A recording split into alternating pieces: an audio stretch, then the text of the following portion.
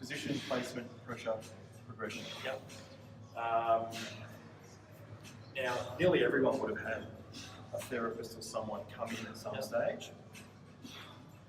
Do that, yeah. And stick your elbow on the side of the hip. Right? So what we're going to do now is pretty much replicating that. So finding the top of the hip, underneath is the soft spot, and there's that upper bony prominence, your greater trochanter, and then when we hit that lateral quad, that's going to be our starting identical bony point, and then we'll find that sort of lateral border of the knee, and we'll do say 2 to 3 fingers below, 2 to 3 fingers above, and then there's our treatment zone. Gotcha. Right? So with this one, basically all we're going to do is find those 2 bony prominences, top of the hip, greater trochanter, soft spot. A couple of options here. You can either bring it in from the front, we can bring it in from the back. We'll bring it in from the back to start with, so just lift your hip up, and then just drop straight down on. Oh, yeah.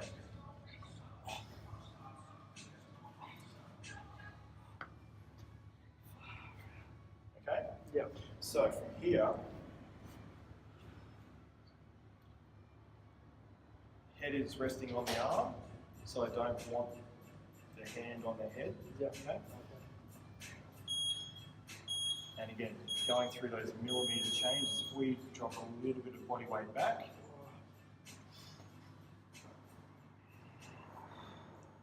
at this particular position, you may feel a really strong exploding ache into the shin. You want to get rid of that, but it's quite common that you feel a really strong ache in the shin. I don't have that at the moment, which is good, but it's still And as you work through there, you may find a spot that does hit that. And if you're getting that referral pattern, that means something up here is creating a pain down here that you can't usually feel, but that indicates there's some dysfunction up in here. Right? So if you've got that dysfunction up there, it's usually going to be the glute in.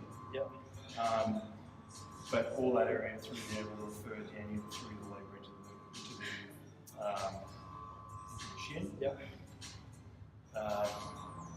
But what you'll find is if that's happening, it just shows that there's a dysfunction of an active trigger point in there as well. So that quad twitching.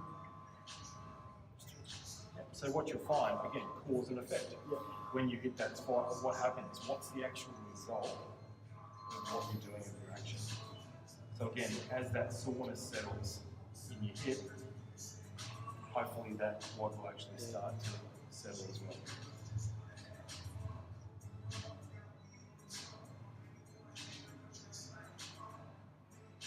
You just see when it relaxes you. Yeah, you'll feel it just melt away quite nice through that. So sort of positions here that we can to modify or ease. Again, you want this to be strong, but right on the cusp of holy shit, almost too much, but I can tolerate. You don't want to be fighting. You've got to be able to relax into it. So if you find a scenario where it's too intense, a couple of things we can do. Again, with the top leg, place that foot on the ground, and again by opening the top leg up, it'll take some pressure off. Closing it will bring some pressure on. And this one here you might find you'll work through deep lateral glutes, lateral hip.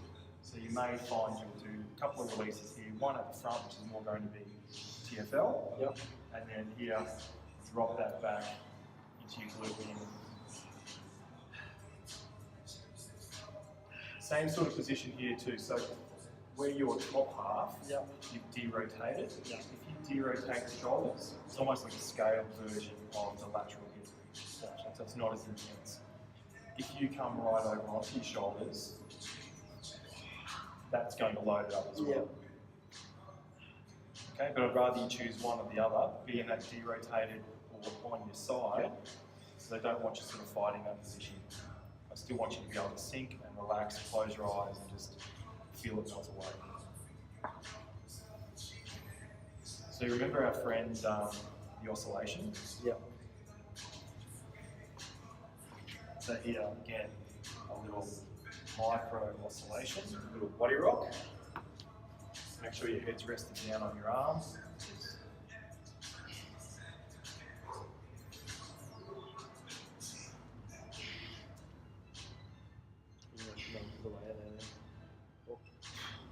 And so yeah, you'll melt, you'll ease, and then what you'll find is just that slightest movement will re-intensify it. So you kind of start to understand, holy shit, this area is really tender. But right next door to it's really tender. Yeah. So we're looking for all of those positions. If you hit a spot, it's like, so, forget about it. Find a place that's actually problematic. Yeah. And those areas can be millimetres apart. Right? So just lift up, onto your side again. So again, now we'll come in from the front. Same sort of thing. Yep, lift up.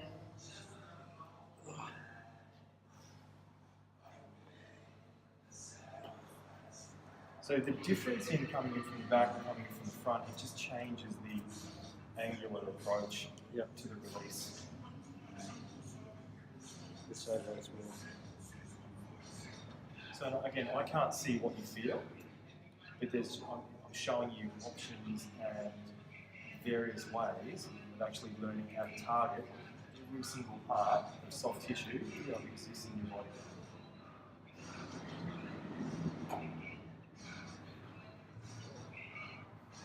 And again, just the slightest change will load up another area. And over time, you learn to map those pain generators within your body, which is super important. Reasons being, I guess, if you've got one, if you're in pain, we can just knock that out straight away. And two, so you're going into a comp, but you know that you've got some hip restrictions in general. You don't have to go through and work through everything, but if you've methodically worked glute 1, glute 2, glute, lateral hip, deltoid cuff, and you've done these things over time, you're actually going to understand where your go-to points are. So rather than having to just, geez, I'm a bit tight in my back and my glutes, you'll know precisely exactly where you need to go and work, open up a range of movement.